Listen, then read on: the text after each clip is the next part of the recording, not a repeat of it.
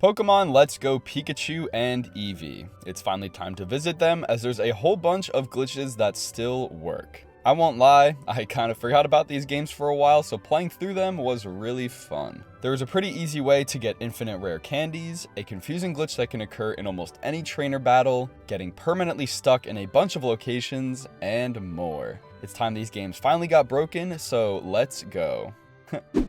I want to kick this off with a fairly interesting glitch, but one that you don't necessarily want to happen. As you're probably aware, the Pokemon in this game just walk around in the overworld freely, so at times they will overlap or intersect each other. If you run from a Pokemon after starting a battle, it will despawn that Pokemon entirely. But in very rare scenarios, two Pokemon can despawn at once as a cause of you running. This could be detrimental if you encounter a shiny and cause it to despawn by running from a Pokemon that was touching it. I've seen this happen to a couple of people already, so be warned. I'm not sure if they improved this glitch or slightly patched it because it doesn't seem to happen as often anymore. When the game first came out, Pokemon that were barely touching each other would both despawn, but now it takes a good bit of timing to get intentionally. As you can see here, I had a few times where I thought for sure it would work, but then the other one stayed alive. I did in fact get it to happen one time myself though, while three Pokemon were colliding. Here, a Zubat, Graveler, and Chansey were all merging into one another. I ran into the Glob, encountered the Graveler, and after running,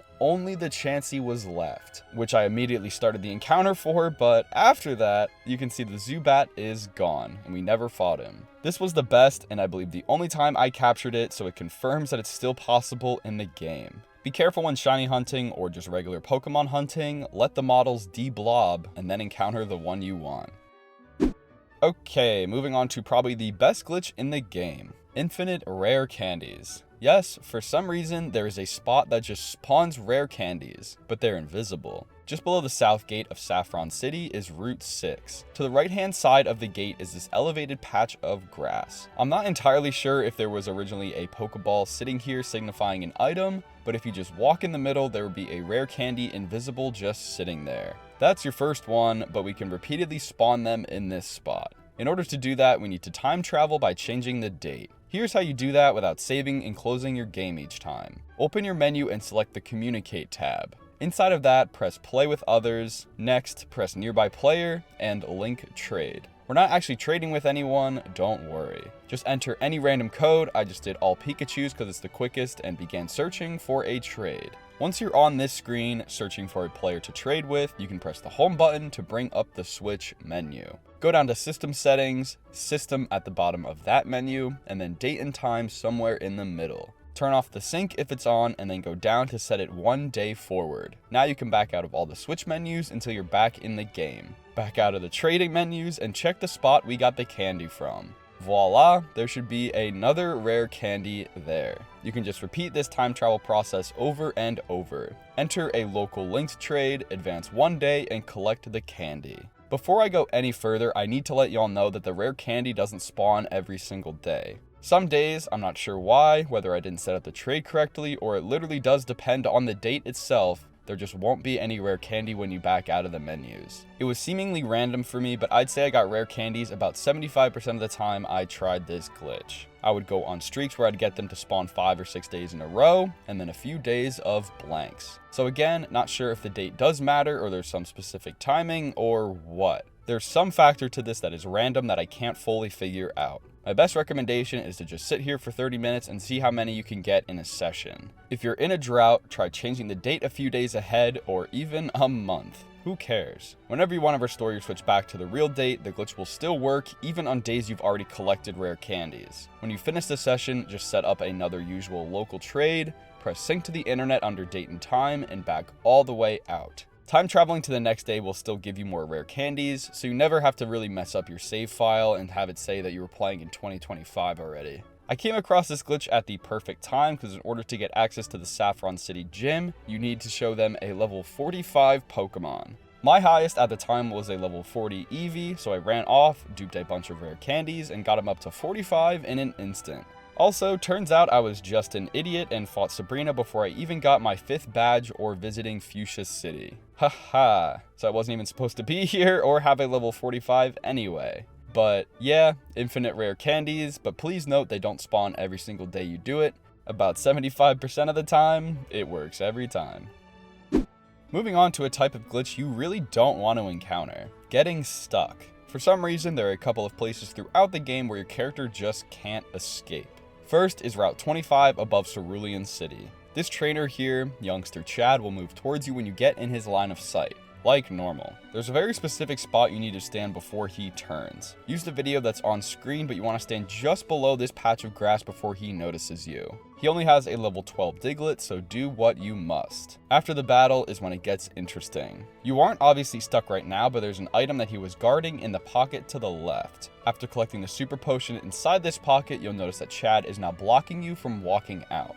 That's right, he stands in just the right position that you can wedge yourself past him to get the item, but never get back out. I believe this also has something to do with the way he's facing, as he just stays still in whatever spot you talk to him last. Since NPCs are basically wider than they are longer, so to speak, that angle that he's in after talking to him can cause you to permanently get stuck.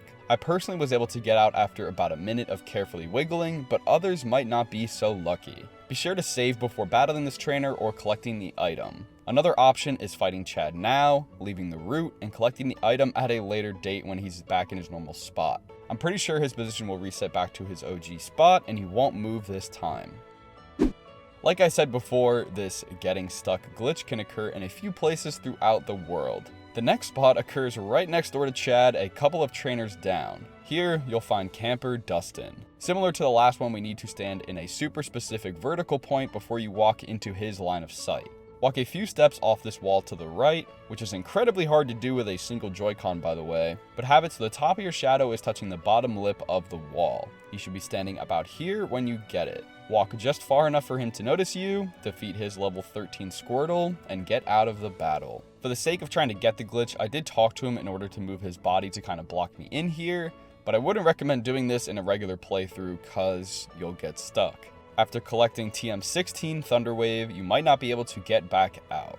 This one, I couldn't get as stuck as I did with Chad, but I did have trouble walking out while Dustin was facing a few specific positions. This was more to demonstrate what could happen, but I didn't actually get this glitch fully myself. There is also a tree you can use Chop Down on if you're later in the game and come back.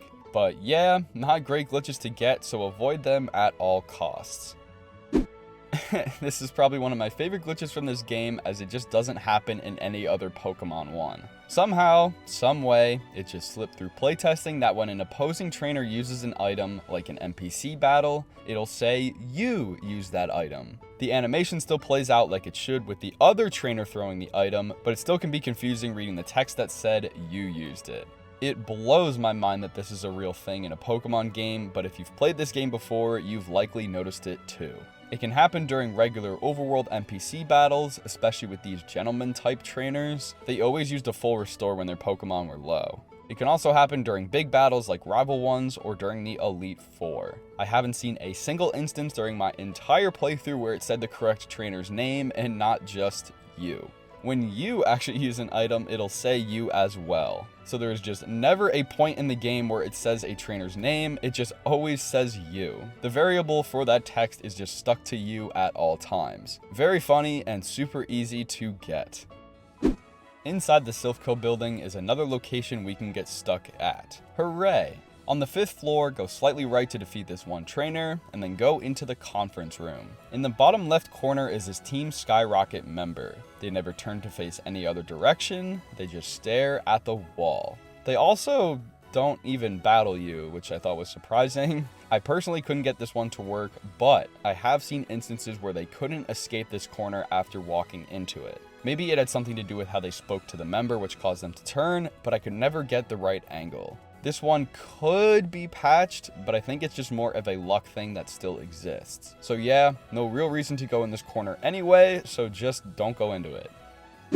This is more of just a goofy thing I found, but I thought I'd throw it in anyway. On Route 3, Ekans is a fairly common encounter that you can just find sliding around. Well, when this silly little guy goes up and down on a ramp, his model will clip in and out of existence. Nothing can be achieved with this. It just looks funny to me. Obviously just a bug from the model sliding around on the ground, but it would probably look weirder to have an animation for when he was on an incline anyway. This really is nothing though, so enjoy and let's move along. There's one final unfortunate spot you can get stuck in, but I do believe this one was patched out. It takes place in the final gym in Viridian City. This gym features a bunch of sliding panels. Towards the back of it, there's a group of these panels that will throw you to the right corner and now down towards the front, right into this trainer. As you can see, once you're on this sliding patch, there is no way to avoid battling him.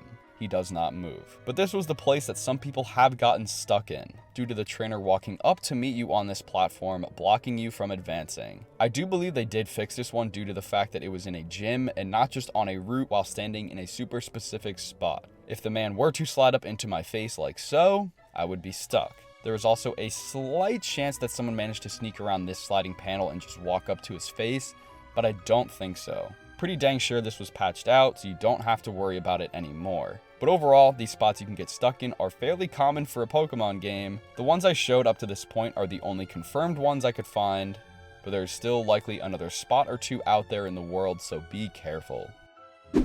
Our next and final glitch takes place in Cerulean Cave, which can only be accessed after beating the Elite Four and all of that jazz. One floor down in the back, you can find these crystals illuminating the cave. When certain Pokemon walk past it, it can create a buggy lighting effect. It won't do it for all of them, and some are more intense than others, but you'll see Pokemon shift from a dark to bright, red, and green when standing in certain spots of this area. Haunter was the first good example I found. You can see his color shift to red a good bit here. Weeping Bell kinda worked, but not a whole lot, and Onyx was another great example. If I could get him to stop going down the ladders, that would be great though. Really nothing crazy though, and might not even be a glitch. I don't believe this was really intentional though either, or at least not as intense as these shifts. Makes some Pokemon look really neat though. So, there were a whole bunch of glitches that still work in Pokemon Let's Go Pikachu and Eevee. I know there weren't a whole lot of crazy glitches here, but I hope ones like the infinite rare candies made up for it. This helped me play through the game a lot faster. I think this is also the last Switch Pokemon game there is to cover. If you want to check out glitches for Legends Arceus, Pokemon Sword and Shield, and even the new Scarlet and Violet, there are glitch videos for all of them. Hope you all enjoyed this episode though, but for now, I'm gonna get up out of here. Thank you guys so much for watching, and as always, see ya!